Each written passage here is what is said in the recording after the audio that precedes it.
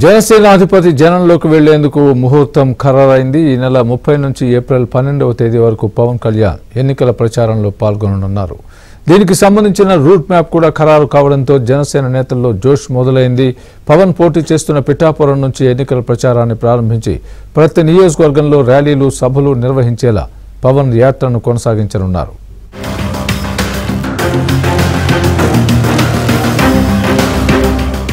BJP, TDP, Janasena కలిసి పొత్తుతో ఈ ఎన్నికల బరిలో కూటమిగా దిగుతున్నాయి.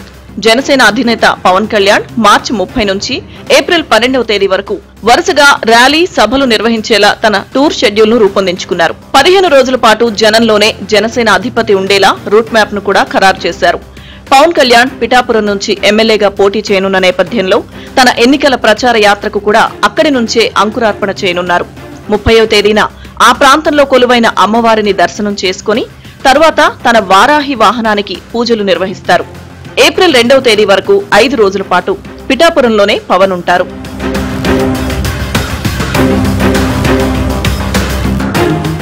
పొత్తులో భాగంగా జనసేనతో పాటు టీడీపీ, బీజేపీ ముఖ్య నాయకులతో సమావేశం కానున్నారు. జనసేన నేతలు వీర మహిళలతో భేటీ అయి వారితో చర్చిస్తారు. ఇక ప్రజలను కూడా నేరుగా కలిసి వారి సమస్యలపై అర్జీలు స్వీకరిస్తారు.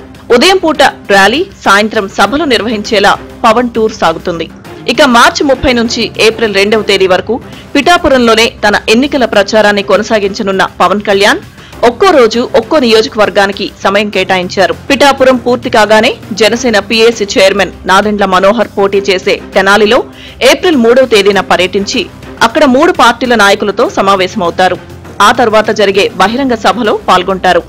ఆ తర్వాత వరుసగా ఉత్తరాంధ్ర, తూర్పుగోదావరి జిల్లాలోని నియోజకవర్గాల్లో పవన్ పర్యటిస్తారు. 4న నెల్లిమర్ల, 5న అనకాపల్లి, 6న యలమంచిలి, 7న పెందుర్తి, 8న కాకినాడ రూరల్, 9న పిఠాపురంలో, 10న రాజోలు, 11న పి గన్నవరం, 12న రాజానగరంతో తొలి విడత పవన్ కళ్యాణ్ ఎన్నికల షెడ్యూల్ ముగుస్తుంది.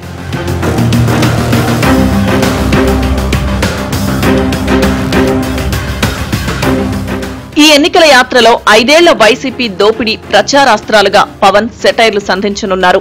ఇక రాష్ట్రానికి జగన్ పాలనతో జరిగిన నష్టం, యువత ఉపాధి కోల్పోయిన అంశాలను వివరించనున్నారు. వీటితో పాటు పొత్తుల వల్ల సీట్లు కోల్పోయిన వారితో కూడా పవన్ భేటీ అయి వారితో చర్చించనున్నారు.